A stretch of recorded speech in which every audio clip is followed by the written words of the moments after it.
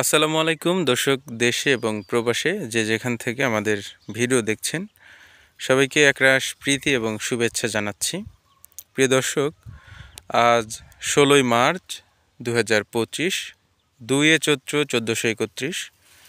আজকের দিনে রবিবার। আজকে আমরা আপনাদের দেখাবো আমাদের এক কৃষক ভাই, এবং যে কৃষক ভাইয়ের সাথে আমি ভিডিও করি এবং এই ভাইয়ের জমি অনেক। তো এই ভাইয়ের পেঁয়াজ তুলনামূলক ভালো, মাঠের ভালো ভালো পেঁয়াজের মধ্যে এই ভাইয়ের পেঁয়াজ। তো আজকে আমরা এই ভাইয়ের সাথে তার অন্য একটা জমিতে কথা বলবো, আপনাদের দেখাবো কেমন ফলন হয়েছে। পেঁয়াজ কিন্তু উত্তোলন করার একদম দ্বার প্রান্তে এই পেঁয়াজে। তো আমরা হয়তো আর কিছুদিন পরেই এই পেঁয়াজ উত্তোলন করা যাবে। আপনারা দেখতে পাচ্ছেন যে পেঁয়াজ কিন্তু অলরেডি গাছ হেলে পড়েছেন এবং মাটির সাথে লেগে গেছে, কারণ এই পেঁয়াজ কিন্তু এখনও দাঁড়িয়ে থাকতো।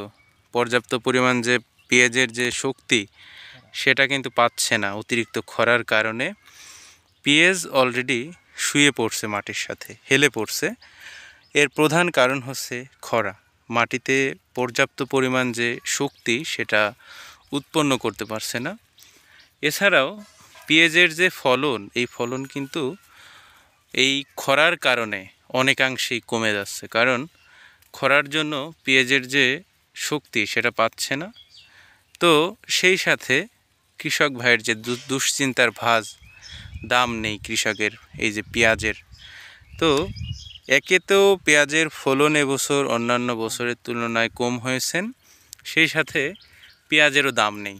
এই যে দেখতে পাচ্ছেন আমাদের এই ভাই, আমাদের রাসেল ভাই, তিনি কিন্তু হতাশ হয়ে গেছেন। ভাই কি বলবো রে ভাই, এই পেঁয়াজ লাগাতে খরচ হয়েছে 60,000 টাকা, বুঝছেন? এখন উঠতেছে পাহি বইতে 15,000, নাবি বীজ লাগাইছি 15,000 হচ্ছে, আর আগরটায় 40 মন। জি জি, আপনি এই যে আপনি তো এটা আগাম জাতের পেঁয়াজ চাষ করেছেন, তাতে এই জাতের কেমন ফলন হতে পারে? ভাই এটা 30 থেকে 35 মন, হাই 40 মন হবে। 40 মন। তো 40 মনের এভারেজ দাম হিসাবে আমরা যদি 1,000 টাকা করে মন ধরি, এই পেঁয়াজের দাম 40,000 টাকা। কিন্তু প্রতি 22 শতাংশের হিসাব আমরা করতেছি। তো 22 শতাংশে আপনার উত্তোলন করার পরে 40,000 টাকা পাচ্ছেন। এর মাঝে আপনি পেঁয়াজ যখন হাটে বাজারজাত করবেন, তখন গাড়ি ভাড়া আছে, পেঁয়াজ যখন লোক দিয়ে কাটাবেন অনেক খরচ, তখন আছে। পেঁয়াজ কাটতে 50 টাকা মন রে ভাই, 50 টাকা, লোকজন পাওয়া যায় না। তো দর্শক, আপনারা দেখছেন যে এই পেঁয়াজের যে কত খরচ, সেটা আপনারা হয়তো না চাষ করলে বুঝবেন না। তো ভাই এর আগেও বলেছেন যে ভাই কি ঈদের মার্কেট এখনো করছেন? ভাই মার্কেট করবো কেমন, এই রোজা রয়েছে, ঠিক আছে।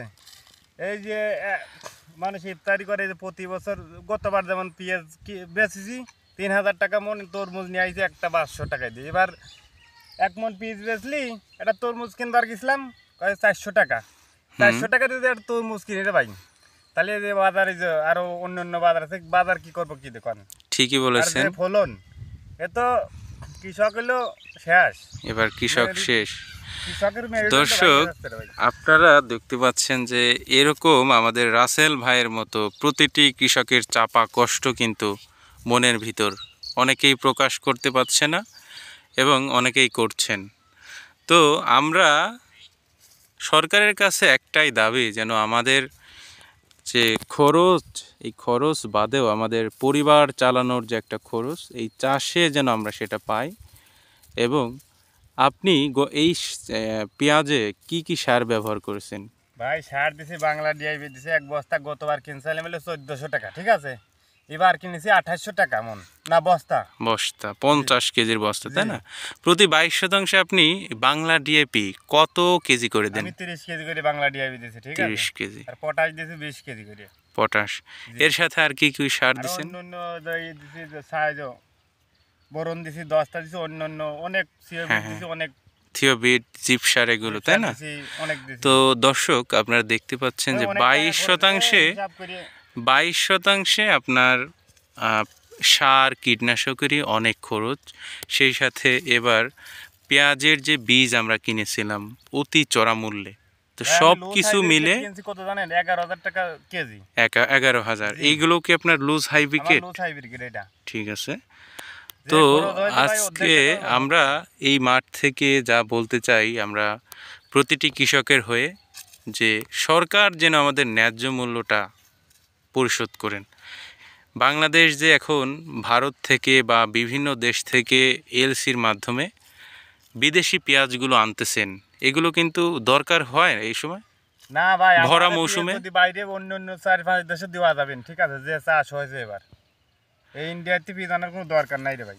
তো সরকারের কাছে আমাদের একটাই আবেদন, যে বাইরে থেকে পেঁয়াজ আমদানি করা বন্ধ হলে বাংলাদেশের যে পেঁয়াজের স্বয়ংসম্পূর্ণ এবার হয়েছে প্রতিটি জেলায়, বিশেষ করে আমাদের রাজবাড়ী, সেই সাথে ফরিদপুর, তারপরে মানিকগঞ্জ, পাবনা, রাজশাহী, এছাড়া ঝিনাইদহ, মাগুরা, মানে অনেক অঞ্চলে যেগুলো পেঁয়াজ উৎপাদন করা হয়, পেঁয়াজের চাষ করা হয়, এদিকেও কিন্তু অন্যান্য বছরের তুলনায় এবার রেকর্ড পরিমাণে পেঁয়াজ উৎপাদন করা হয়েছে।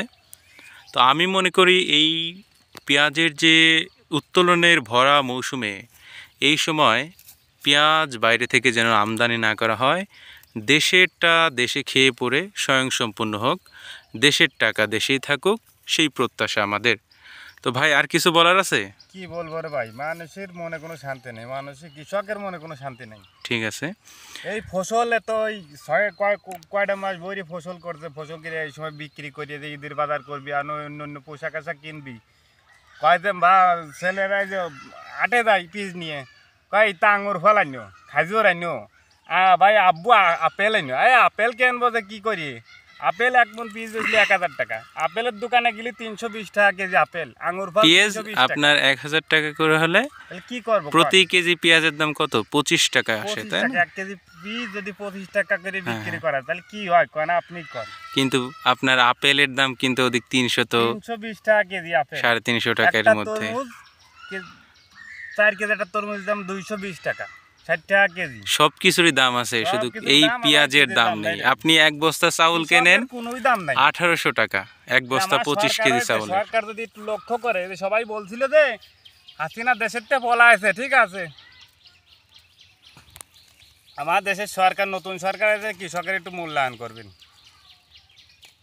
তো আমরা আসলে এই সরকারের কাছে একটাই চাওয়া, যেন আমার সরকার আমাদের যাতে আমার কৃষকের দিকে লক্ষ্য করে, আমি সেই আশাই বাংলাদেশের করি। যে বর্তমান সরকার, মাননীয় উপদেষ্টা ডক্টর মোহাম্মদ ইউনূস এবং তার যে উপদেষ্টাবর্গ, তাদের কাছে আমাদের একটাই চাওয়া, যেন আমাদের কৃষকের যে দাবি, পেঁয়াজ চাষিদের যে দাবি, ন্যায্য মূল্য, সেটা যেন আমাদের দেয়।